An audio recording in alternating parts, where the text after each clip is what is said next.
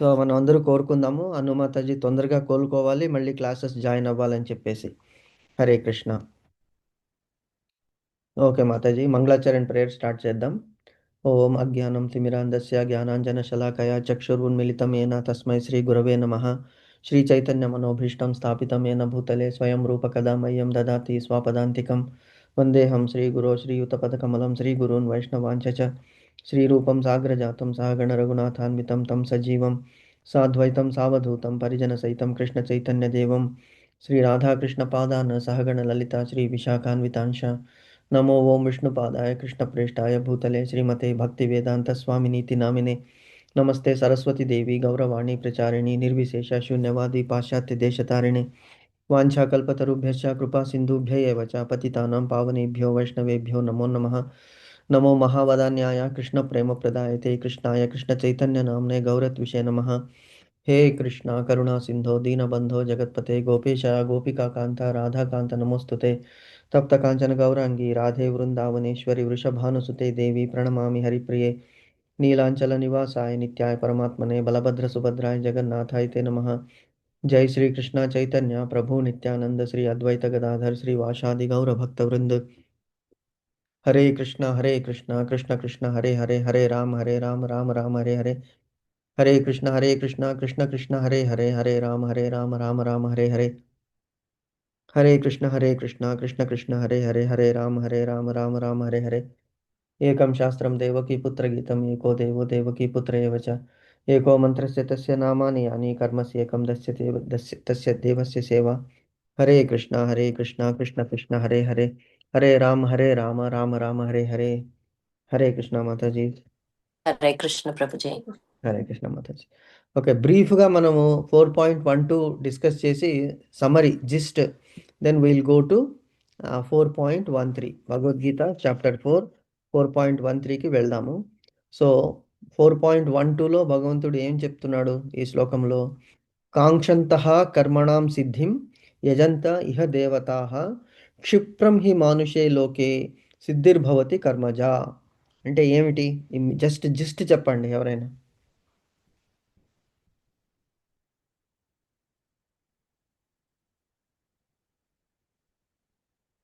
అంటే ఇక్కడ మనం అంటే మన రకరకాల కోరికలు తీరటం కోసం చాలా మంది రకరకాల దేవతలను పూజిస్తూ ఉంటారు ప్రభుజీ. కరెక్ట్. కానీ వాళ్ళందరూ కూడా అందరికన్నా శ్రీకృష్ణ పరమాత్మే ఆ, ఎక్కువ శక్తి కలవాడు. అంటే శ్రీకృష్ణ పరమాత్మ నుంచే వాళ్ళు శక్తులను పొంది ఆ, దేవతలు కింద అయ్యారు అని. Yeah, correct. Very good. Nice. కాంక్షంతి మానుషే లోకే అంటే ఈ లోకంలో జనులు ఎలా ఉన్నారంటే కాంక్షలని తీర్చుకోవడంలోనే ఎక్కువ వాళ్ళు మొగ్గు చూపుతున్నారు. సిద్ధిర్భవతి అంటే దానివల్ల సిద్ధి కూడా తొందరగా కలుగుతుంది. అంటే ఇప్పుడు వివిధ దేవతలని పూజిస్తున్నారు. ఎందుకు పూజిస్తున్నారు అంటే మనం అనుకున్నాం కదా, ఈశ్వరుణ్ణి పూజిస్తే ఈశ్వరుడు భోలాశంకరుడు కోరిన వెంటనే కోరికలు ఇచ్చేస్తాడు. అంటే భౌతిక కోరికలు అన్నమాట. కానీ మనకి భౌతిక కోరికలు టెంపరరీ అని చాలామందికి తెలియదు. ఎందుకంటే ఒక కోరిక తీరితే ఇంకొక కోరిక ఆల్రెడీ ఒకటి తీరితే దానికంటే 10 కోరికలు రెడీగా లైన్లో ఉంటాయన్నమాట. దీని తర్వాత అది, దీని తర్వాత అది. సో మనిషికి తృప్తి అనేటువంటిదే లేదు. కాబట్టి భౌతిక జగత్తులో 99.99% ఏం చేస్తారంటే భౌతిక డిజైర్స్, మెటీరియల్ డిజైర్స్ ఫుల్ఫిల్ చేసుకోవడానికే దేవతలని పూజిస్తుంటారు. ఎందుకు కృష్ణుణ్ణి ఎందుకు పూజించరు జనులు అంటే కృష్ణుడు ఏం చెప్తున్నాడు? మోక్షం గురించి నువ్వు ట్రై చేయాలి. మానవ జన్మ యొక్క సార్థకత ఎప్పుడు ఉంటుంది? Who am I and what is my purpose of life? 2 questions తెలుసుకోవాలి. ఎవరు నేను? నేను ఈ దేహము కాదు. నేను ఈ ఆత్మ అనేటువంటిది తెలుసుకోవాలి ఫస్ట్. సెకండ్‌ది what is the purpose of my life? నా ఎందుకు నేను పుట్టాను? ఎందుకు నేను ఉంటున్నాను? నేను చనిపోయిన తర్వాత ఏమవుతుంది నా ఆత్మకి అనేటువంటిది 3 తెలుసుకోవాలి క్వెషన్స్. అది చాలామందికి అంతవరకు వెళ్ళరు. ఎందుకంటే basically basic instincts are animal instincts 4 instincts animal ఇన్‌స్టింక్ట్స్‌కి మానవులకి బేసికలీ ఏమిటి? ఈటింగ్ అంటే ఆహారము సంపాదించుకోవడము. మీ ఆహారం సంపాదించుకోవడం బేసికలీ. కానీ ఆహారం సంపాదించుకోవటంలో జంతువులు సాటిస్ఫై అవుతున్నాయి. పులికి ఆకలి వేస్తే తను వేటాడి తింటుంది. కానీ తన కడుపు నిండిపోయినప్పుడు ఎదురుగా చిన్న ర్యాబిట్ వెళ్ళినా కూడా అది ఏమి జింక పిల్ల వెళ్ళినా కూడా ఏమీ చెయ్యదనమాట దాన్ని. ఎందుకు? ఆకలి తీరిపోయింది. కానీ మనిషికి అలా లేదు. ఎంత సంపాదించినా, ఎంత కడుపు నిండినా కూడా ఇంకా కావాలి, ఇంకా కావాలనేటువంటిది తపన అతనిలో ఉన్నది. కాబట్టి హీ ఈస్ నాట్ సాటిస్ఫైడ్. అందుకే అతను కృష్ణ భావనామృతం వైపు రాడు. ఈ జ్ఞానం అనేటువంటిది కేవలం మానవులలో ఉన్నది. అందుకే జంతువులకి పాపపుణ్యాలు అంటవు. ఎందుకంటే అవి క్రూర మృగాలైనప్పటికీ వాటి ఉదర పోషణ గురించే వేటాడతాయి, కానీ అది మిగతా జంతువులని హాని అనేటువంటిది చేయదు. కానీ మానవుడు అలా కాదు. మిగతా వాళ్ళని తొక్కి పడవేసి పైకెక్కడానికి చూస్తుంటాడు. సో ఈటింగ్, తర్వాత మేటింగ్ అంటే రీప్రొడక్షన్, అంటే సంతానోత్పత్తి జంతువులకి కామన్, మానవులకి కామన్. తర్వాత ఏమిటి? ఈటింగ్, మేటింగ్, డిఫెండింగ్ అంటే భయం వచ్చినప్పుడు తనని తాను డిఫెండ్ చేసుకోవడం. సో మనిషి కూడా అలా చేసుకుంటుంటాడు, ప్రొటెక్టింగ్ హిమ్సెల్ఫ్. తర్వాత లాస్ట్ వన్ ఈస్ ఏమిటి? స్లీపింగ్, పడుకోవడం. జంతువులు పడుకుంటాయి, మానవులు పడుకుంటున్నారు. కానీ మానవులు అందరికంటే శ్రేష్టం ఎలాగా అంటే, మానవులకి భగవంతుడు బుద్ధి అనేటువంటిది, విచక్షణ అనేటువంటి జ్ఞానం ఇచ్చాడు. సో అది తెలుసుకొని మనం ఆచరిస్తే అప్పుడు మనం శ్రీకృష్ణుని మన పర్పస్, హూ యామ్ ఐ, నేను ఆత్మ, నేను దేహము కాదు అనేటువంటిది ఫస్ట్ తెలుసుకోవాలి. తర్వాత what is the purpose of life? Go back to God head, అంటే భగవంతుని గోలోక ధామానికి వెళ్ళిపోవాలి. ఎందుకు? ఈ జనన మరణ చక్రంలో నుంచి మనము మనల్ని బయట పడవేసుకోవాలి. అది మన ప్రయత్నం వల్లనే మనం చేయగలము. అదే భగవంతుడు అన్నాడు, సృష్టిని నేను చేస్తున్నాను, నేను అందరికీ స్వతంత్రాన్ని ఇస్తున్నాను.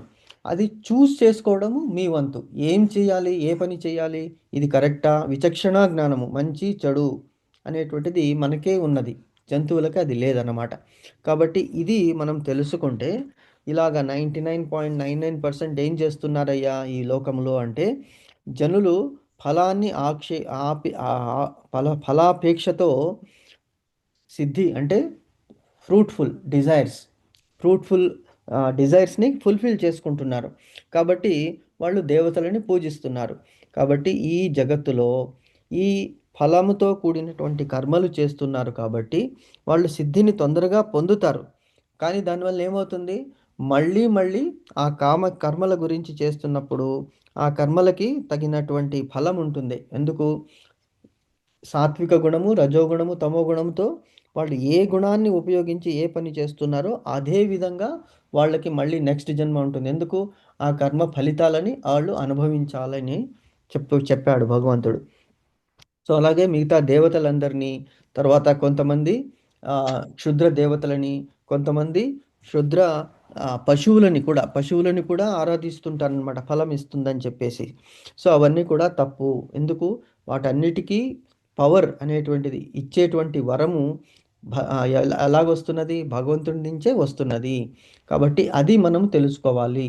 అంటే రూట్ మనము భగవంతునికి, వాళ్ళలో మనం కోరుకున్నప్పటికీ, కోరుకోవద్దు అని చెప్పట్లేదు భగవంతుడు. మీరు డెఫినెట్గా కోరుకోండి, కానీ నన్ను ధ్యానించండి. ఫర్ ఎగ్జాంపుల్, మీరు చదువు కావాలి, సరస్వతీదేవిని కొలుస్తున్నారు. ఆ సరస్వతీదేవి హృదయంలో ఉన్నటువంటి నేను అంటే కృష్ణుడు, నన్ను తలుచుకొని మీరు తన్ను సేవించండి, అడగండి. సో ఎందుకు? ఆవిడ he will be very happy. ఎందుకంటే ప్రభువుని వీడు వేడుకుంటున్నాడు, నేను కొలిచేటువంటి ప్రభువుని. అలాగే బ్రహ్మదేవుడు పుత్రులు కావాలి. సో బ్రహ్మదేవుడు సృష్టికర్త. సో బ్రహ్మదేవుని అలాగే పుత్రకామేష్టి యాగం. సో ఆ యాగం ఏది చేస్తున్నప్పటికీ కూడా centre of attraction, centre of point Krishna. కృష్ణుని పెట్టుకొని మనం కోరితే అది తప్పకుండా నెరవేరుతుంది. అప్పుడు ఆ కర్మ ఫలితము మనకి అంటదు అని ఇక్కడ భగవంతుడు చెప్తున్నాడు అనమాట. సో జీవితం అనేటువంటిది ఒక బుడగ అని చెప్పారు ఇంతకుముందు. మనకి లాస్ట్ పేరాలో చూసాం మనము ఎలాగా. ఇక్కడ ఇది చెప్పారు కదా మనకి. ఒక్క నిమిషం, లెట్ మీ షేర్ దిస్.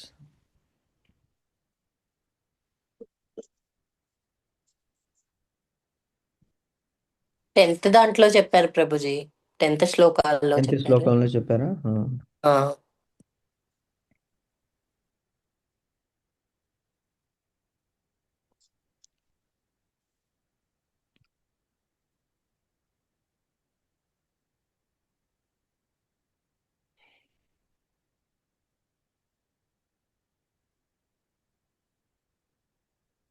ఏం చెప్పారు ఒకసారి చెప్పండి అది 10th శ్లోకంలో.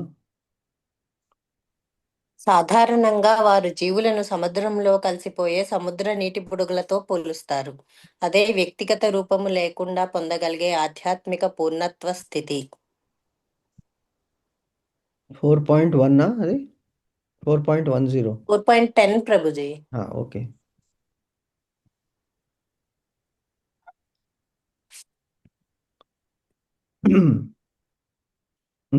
కరెక్ట్. యా. కరెక్ట్. వారు జీవులను సముద్రములో లీనమయ్యే నీటి బుడగలతో పోలుస్తుందరు. కరెక్ట్. కనిపించిందా అందరికీ? కనిపించింది ప్రభుజీ. Okay, very nice. నీటి బుడగలు సముద్రపు నీటిలో కలిసిపోవునట్లుగా ప్రత్యేక వ్యక్తిత్వం అనేది లేకుండా బ్రహ్మములో లీనమగుటయే వారికి అత్యుత్తమ పరిపూర్ణత స్థితి. ఎవరు? నిరాకారవాదులు. నిరాకారవాదులు ఇలాగ అనుకుంటుంటారు అని చెప్పాడు. అదే ఇక్కడ 4.12లో కూడా చెప్తున్నాడు చూడండి. మనకి లాస్ట్ పారాగ్రాఫ్ ఎక్కడంటే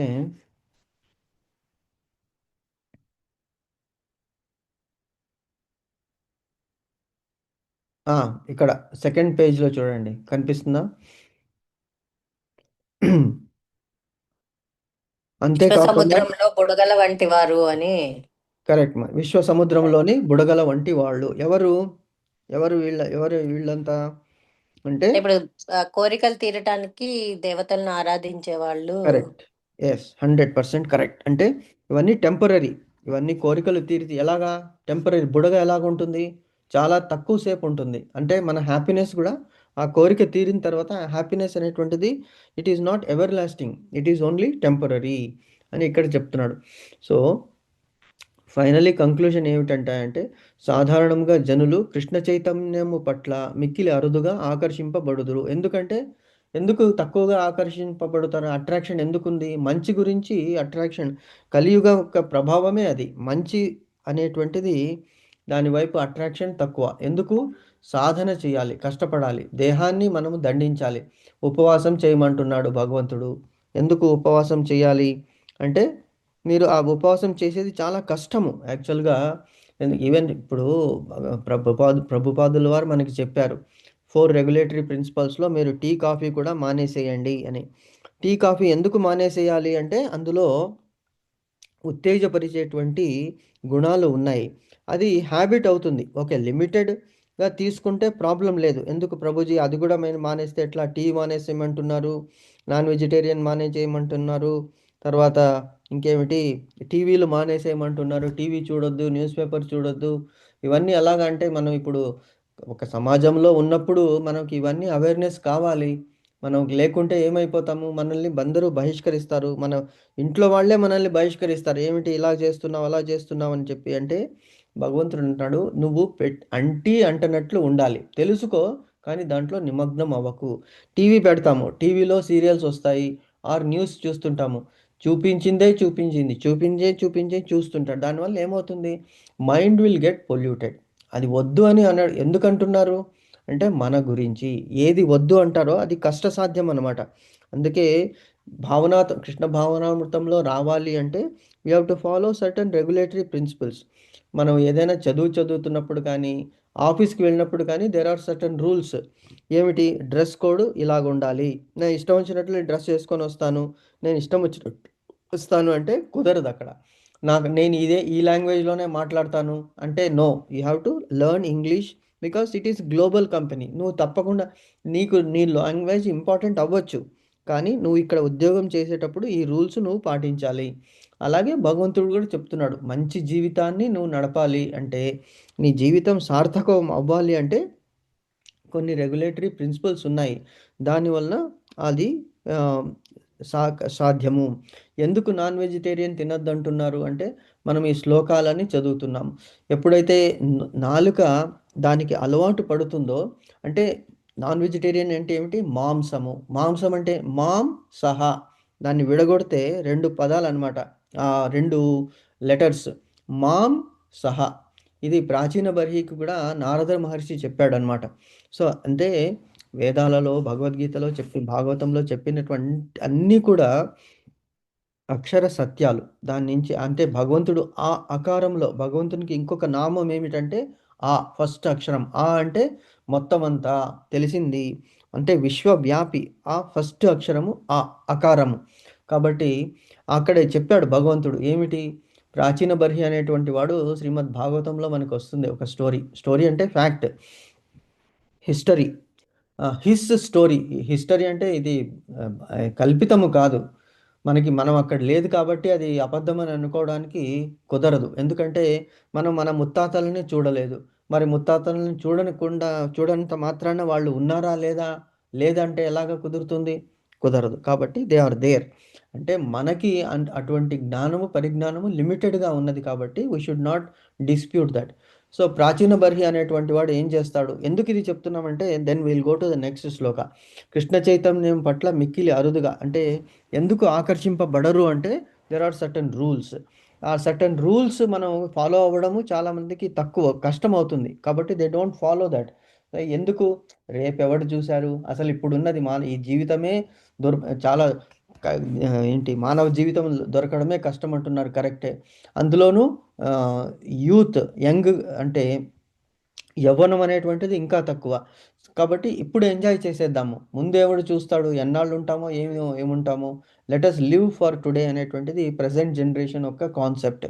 సో, డిటీరియరేషన్ అనేటువంటిది వచ్చేస్తున్నది. త్వరగా వచ్చేస్తున్నది.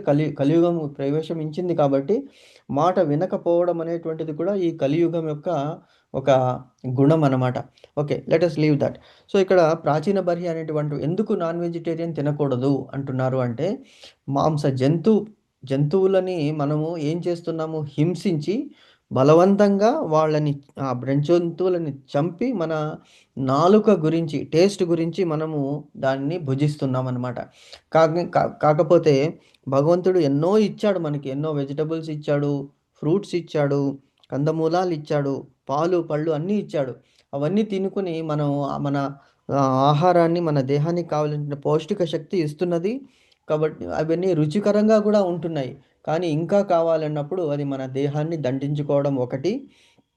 2 ఈ ఏ జంతువులనైతే మనం హింసించి మనం దాన్ని భుజిస్తామో, ఆ జంతువులు మన గురించి వెయిట్ చేస్తూ ఉంటాయన్నమాట. మాం సహ నేను కూడా మాంస మాం సహ మాంస అయిపోయిందది.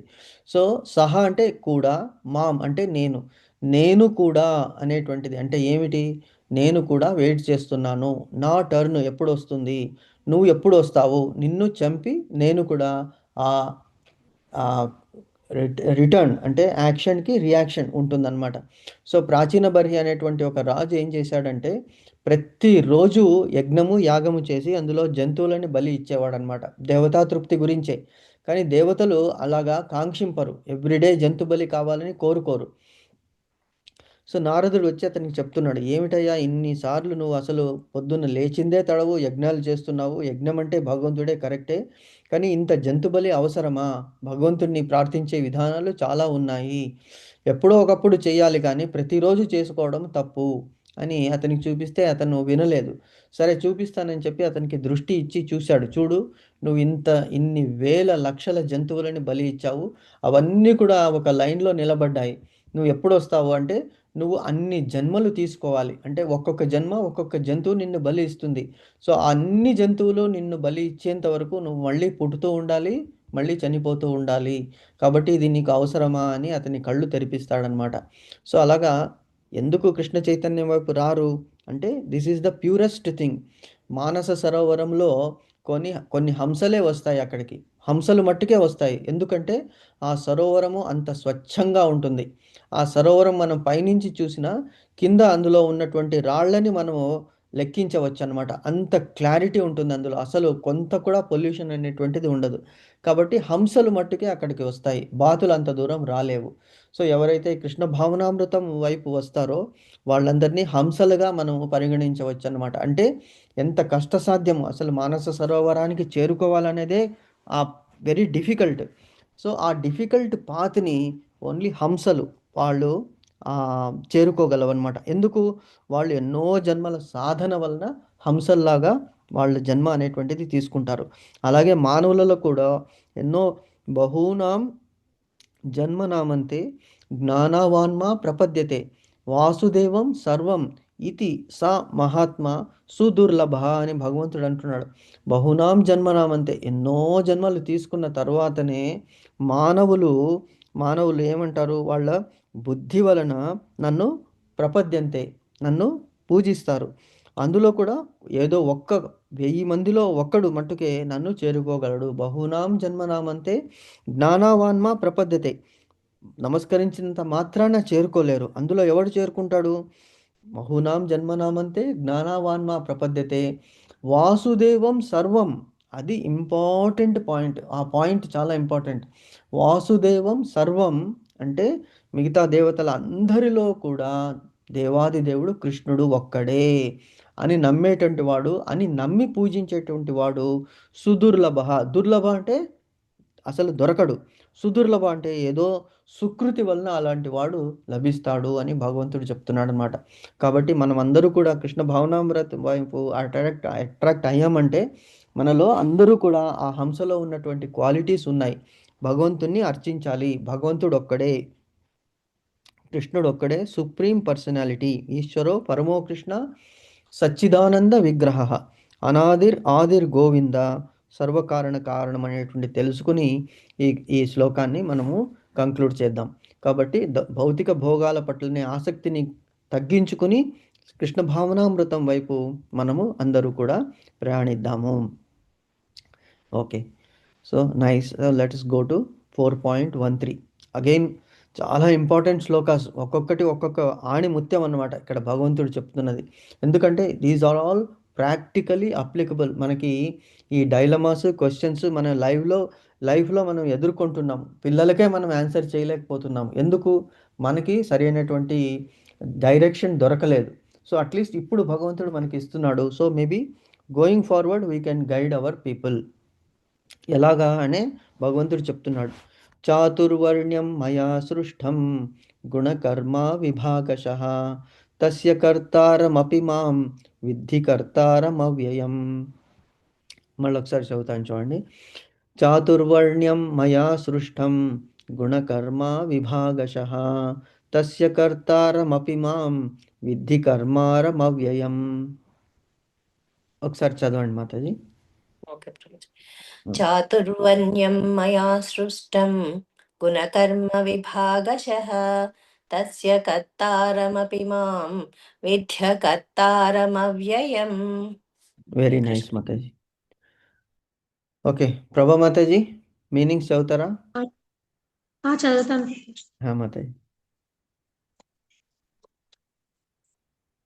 చాతుర్వర్ణం మానవ సంఘంలోని 4 వర్ణాలు మయా నా చేత సృష్టించబడినాయి.